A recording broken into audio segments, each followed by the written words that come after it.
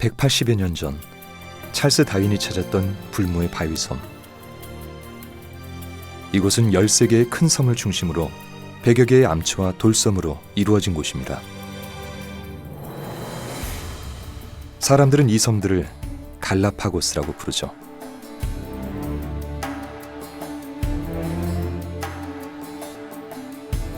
갈라파고스는 에콰도르 해안에서 서쪽으로 거의 1000km나 떨어진 적도에 자리 잡고 있습니다.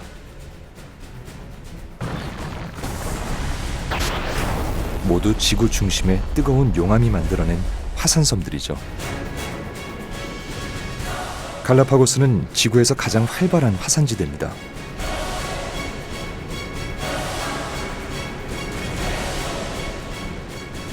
서쪽에 있는 이사벨라 섬과 페르난디나 섬에선 최근에도 화산 폭발이 이어졌죠. 시뻘건 용암은 섬을 뒤덮으며 생명을 위협합니다. 불바다가 지나간 뒤 용암이 굳은 섬은 그저 거칠고 황량하기만 합니다. 살아있는 것들은 모두 새로운 서식지를 찾아야 하죠. 용암 사이로 가장 먼저 뿌리를 내리는 것은 선인장입니다.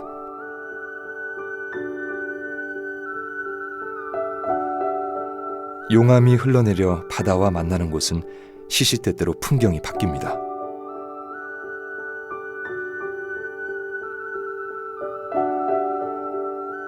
위협적인 화산에도 강한 생명력으로 응답한 결과물이죠.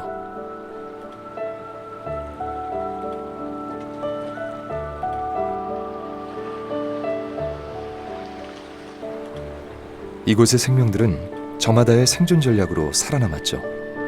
덕분에 그 어디서도 볼 수 없는 이곳만의 고유종이 됐습니다. 갈라파고스 바다 사자도 그중 하나입니다.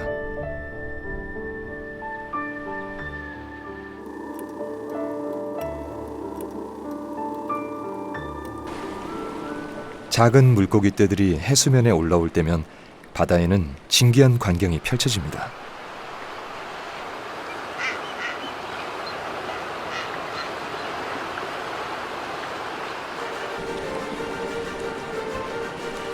날개를 접고 화살처럼 바다에 내리꽂히는 이들.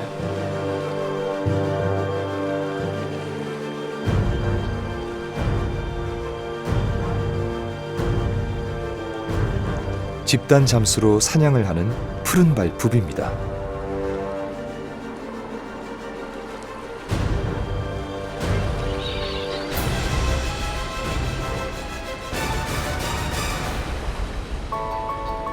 지구상에 서식하는 푸른발 부비의 4분의 3이 이곳 갈라파고스에 살고 있습니다.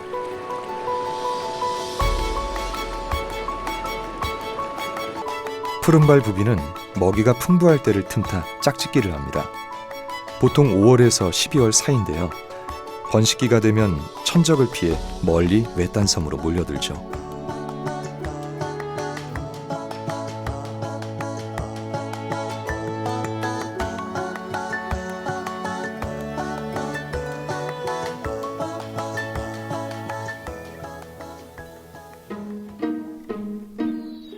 수컷은 날개 끝과 꼬리로 하늘을 가리키는 춤을 춥니다.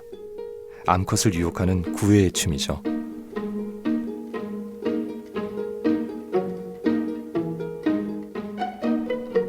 상황이 좋을 때는 두세 개의 알을 낳으며 부모가 번갈아가며 알을 품습니다.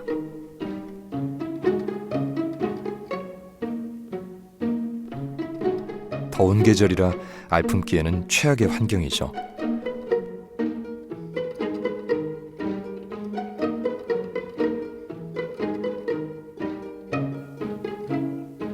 그보다 앞서 갈라파고스의 봄인 4, 5월에는 구남새의 독특한 구애 장면을 목격할 수 있습니다.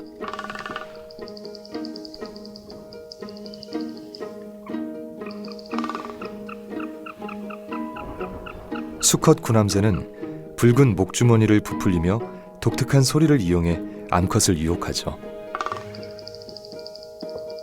바다와 육지를 오가는 바다새에겐 천국 같은 곳입니다.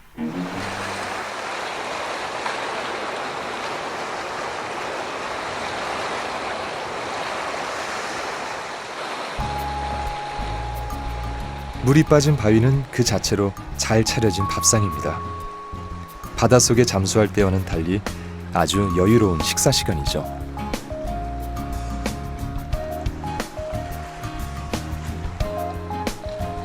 해조류는 바다 이구아나의 생존과 직결됩니다.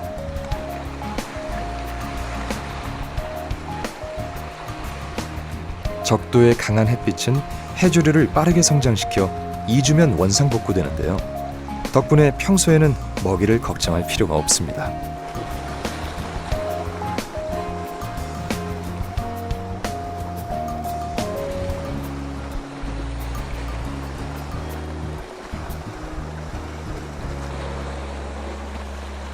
썰물 때를 기다리는 건 바다 이구아나만이 아닙니다. 썰물은 곳곳에 숨어있던 많은 작은 동물들을 불러내는데요. 대표적인 것이 개입니다. 갈라파고스와 그 주위 바다에는 100여 종의 개들이 서식하는데요. 사는 지역도 다양합니다.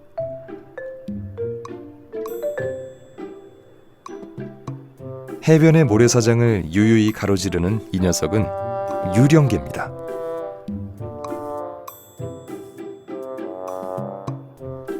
유령개는 평소에는 집게다리로 모래를 입에 넣고 먹이만 걸러 먹은 후 남은 모래는 둥글게 뭉쳐 뱉어내는데요. 지금은 뭐가 좀 다릅니다.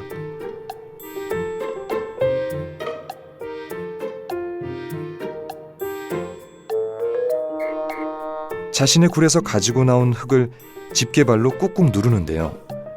연구자들에 의하면 이것은 짝짓기를 위한 수컷 유령개의 구애 활동이라는 겁니다.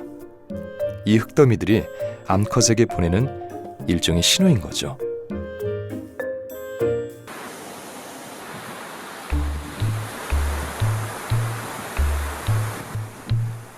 어느새 6시간이 지나 해안에는 물이 차오르기 시작합니다.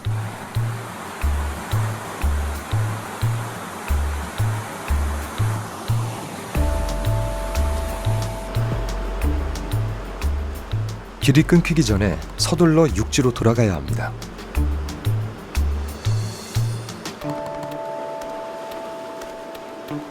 제일 먼저 돌아갈 채비를 하는 것은 갈라파고스 붉은 개들입니다.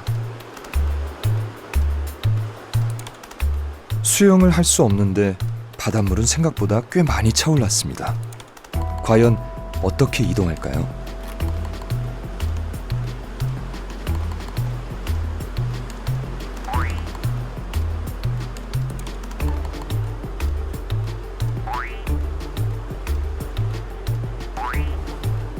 마치 무리를 걸어다니는 소금쟁이처럼 가볍게 뛰는데요.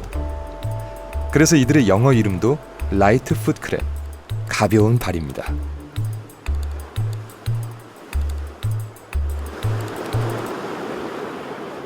바닷물은 순식간에 차오르고 거센 파도까지 몰려오기 시작합니다.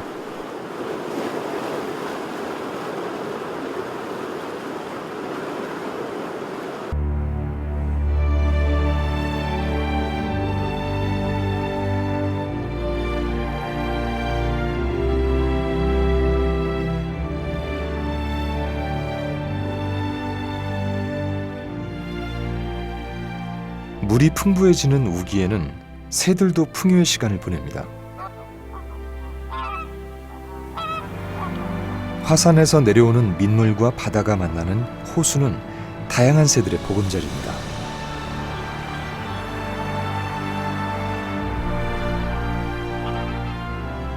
이 호수에는 갈라파고스에는 전혀 어울리지 않는 녀석들이 사는데요. The flamingos came originally from the Caribbean. They float a long time ago. Nobody knows exactly when they arrived here. 홍학은 하루에 최고 12시간 동안 먹이 활동을 하는데요.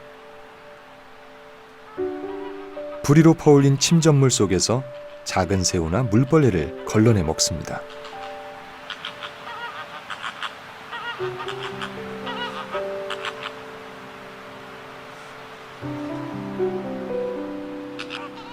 카리브해에서 갈라파고스까지 오기는 어려웠겠지만 바람과 해를 따라 정착한 곳은 충분한 먹이가 있고 포식자들도 많지 않았죠.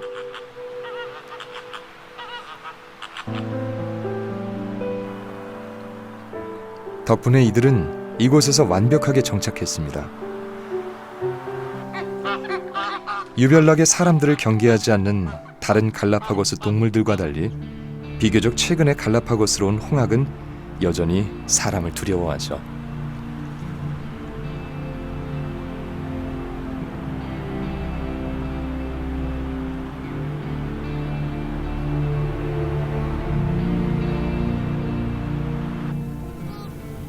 정착하고 적응하고 또 살아남기 위해 선택하고 변해온 이들의 삶의 궤적은 여기서 끝난 것이 아닙니다.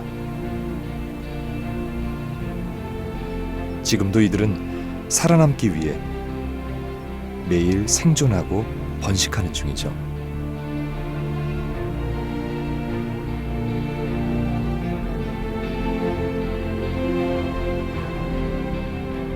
한 형태에서 다른 형태로 끊임없이 변화하는 것.